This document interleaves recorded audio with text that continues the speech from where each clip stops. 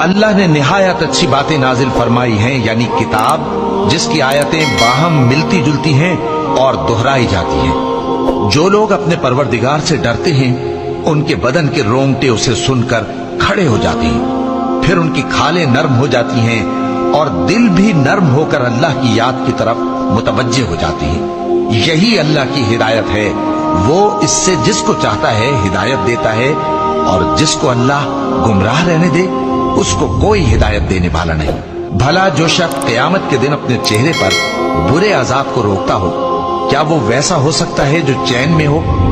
और जालिमों से कहा जाएगा कि जो कुछ तुम करते रहे थे अब उसके मजे चखो। जो लोग इनसे पहले थे उन्होंने भी तकजीब की थी, तो उन पर अजाब ऐसी जगह से आ गया कि उनको खबर ही न थी। फिर उनको अल्लाह ने दुनिया की जिंदगी में रसवाई का मजा चखा दिया और आखिरत का अजाब तो बहुत ही बड़ा